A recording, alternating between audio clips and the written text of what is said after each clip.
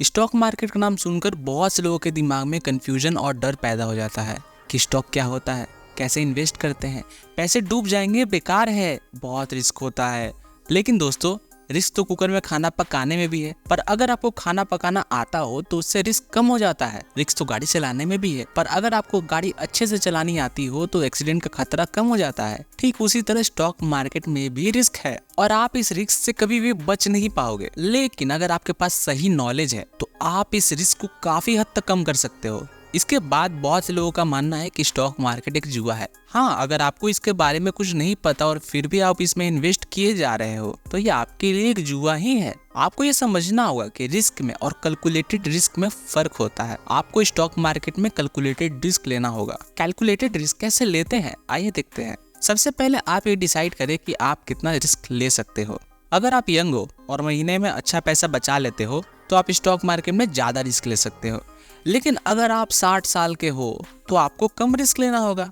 साथ ही आप ये देखो कि आप जो रिस्क ले रहे हो उस पर आपको कितना प्रॉफिट मिल रहा है। अगर आपको फायदा सिर्फ 5 रुपए का हो रहा है लेकिन 20 रुपए का नुकसान होने का चांस है तो आपको इस तरह का इन्वेस्टमेंट नहीं करना चाहिए। तो सबसे पहले हम स्टॉक मार्केट की ABCD जान लेते हैं ताकि आपको इसके बारे में पता लग जाए। हर कंपनी को ग्रो करने के लिए पैसा चाहिए होता है। कंपनी के फाउंडर के पास अगर पैसा है तो वो खुद का पैसा उसमें लगा सकता है। कोई अमीर लोगों को मनवा कर उनसे अपनी कंपनी में इन्वेस्ट करवा सकता है या फिर पब्लिक फंडिंग के जरिए पैसे ला सकता है। पब्लिक फंडिंग में कंपनी आम जनता से पैसे लेती है। वो अपने बहुत से शेयर मार्केट में ऑफर कर देती है जिसे IPO कहा जाता है या इनिशियल पब्लिक ऑफरिंग।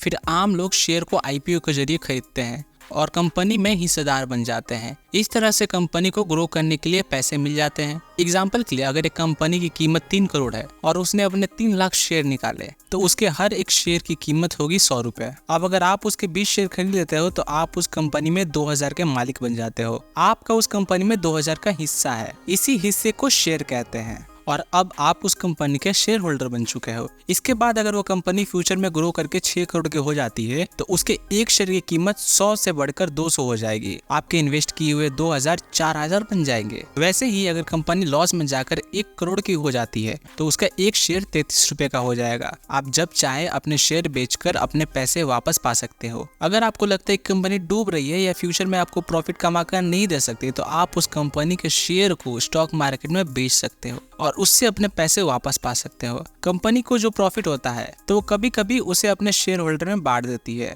या तो वो अपने शेयर होल्डर को पैसा दे सकती है या फिर उसे शेयर दे सकती है। इसे डिविडेंड कहा जाता है। कंपनी के शेयर का दाम तब बढ़ जाते हैं जब इसे बहुत से लोग खरीदना चाहते हैं। मार्केट का यूनिवर्सल लॉ है, if demand goes up price goes up and vice versa. इसका मतलब है कि अगर कंपनी बहुत प्रॉफिट कमा रही है तो उसके स्टॉक्स बहुत से लोग खरीदना चाहेंगे और अगर उसके स्टॉक्स बहुत से लोग खरीदना चाहेंगे तो उसकी डिमांड बढ़ जाएगी और उसकी कीमत भी। ठीक इसी तरह अगर कंपनी नुकसान में जा रही है तो उसके स्टॉक्स कोई नहीं लेना चाहेगा। जिन लोगों ने ले रखे हैं वो उसे बेचने लगेंगे और उसका प्राइस घट जाएंगे। देखिए, सिंपल रूल ये है कि आपको एक कंपनी में तब तक इन्वेस्ट नहीं करना चाहिए जब तक उस स्टॉक की कीमत कम ना हो। इसके बाद जब उसकी कीमत बढ़ेगी तो या तो आप उसे बेच दीजिए और तुरंत पैसे वापस ले लीजिए या फिर लॉन्ग टर्म के इरादे से इन्वेस्ट करने के लिए उसे वहीं छोड़ दीजिए।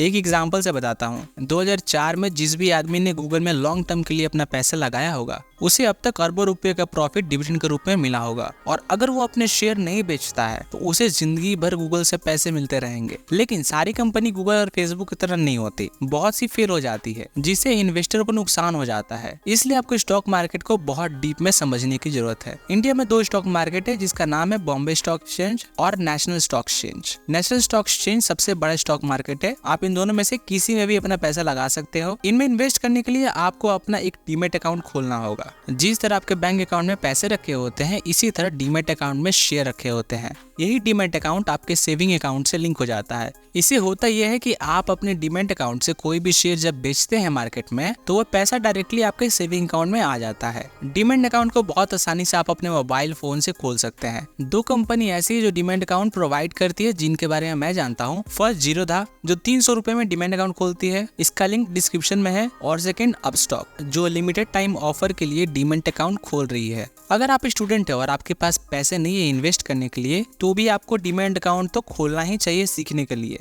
स्टॉक मार्केट में रिस्क तो होता ही है और इस रिस्क को कोई भी खत्म नहीं कर सकता। अगर आप जिंदा हो तो मरने का रिस्क तो कहीं ना कहीं हमेशा होता ही है। लेकिन इसका मतलब ये नहीं है कि आप लापरवाही से अपना दिन बिताओ, रोड देखकर क्रॉस ना करो या फालतू में 10 फ्लोर की बिल्डिंग में ऊपर शक्तिमान बनने की कोशिश करो। ठीक उसी तरह स्टॉक मार्केट में भी रिस्क कम किया जा सकता है अगर आप कुछ बातें मानिए। सबसे पहले एक्सपर्ट से कांटेक्ट बनाओ। आपके कांटेक्ट में जितने ज्यादा एक्सपर्ट्स होंगे, स्टॉक मार्केट में आपके कामयाब होने के चांसेस उतने ज्यादा होंगे। इसके बाद भी किसी भी एक्सपर्ट पर सिर्फ इसलिए भरोसा मत करिए क्योंकि वो एक्सपर्ट है। आप खुद भी इसके बारे में हमेशा और जानते रहो, इससे रिलेटेड बुक्स पढ़ो ताकि आपको हमेशा इन एक्सपर्ट्स पर डिपेंड ना रहना पड़े और आप खुद भी एक दिन एक्सपर्ट बन जाओ। साथ ही आपको एक बात और ध्यान में रखने की जरूरत है, सारे एक्सपर्ट्स हो ये जरूरी नहीं है। कुछ एक्सपर्ट्स को कंपनियां पैसे देती है ताकि वो लोग अपने फॉलोअर को बोल सके कि उनके कंपनी में ग्रो करने की बहुत पॉसिबिलिटी है, इसलिए एक्सपर्ट्स उन कंपनी में पैसा लगाने के लिए आपको बोल सकते हैं जिसने उन्हें इसके लिए पैसे दिए हैं। इसलिए ये बहुत जरूरी है कि आप आंख बंद कर इन लोगों की बात ना सुनो। दूसरी बात जो आपको ध्यान में रखनी चाहिए वो ये, किसी भी कंपनी में इन्वेस्ट करने से पहले उसका बैकग्राउंड जरूर चेक करो। ये देखो कि पिछले कुछ साल में कंपनी ने कितना प्रॉफिट कमाया है, उसने अपने शेयर होल्डर को कितना डिविडेंड दिया है, उसके फाउंडर कैसे हैं, उसका मैनेजमेंट कैसा है, उस कंपनी की टीम कैसी है। आप उस कंपनी के हर पहलू को अच्छे से परखो और फिर यह फैसला कीजिए कि वो इन्वेस्ट करने लायक है या नहीं। इसके बाद भी यह देखिए कि इस कंपनी के फ्यूचर में ग्रो करने के चांसेस कितने हैं। आप सोचते होंगे कि टेक्नोलॉजी और गेम्स की कंपनी बहुत फायदा कमाती है, ये सच है, लेकिन वो ज्यादा दिन मार्केट में नहीं रहती। लोग एक ही गेम खेल कर उब जाते हैं, वो चाहे पबजी हो या पोकेमॉन गो।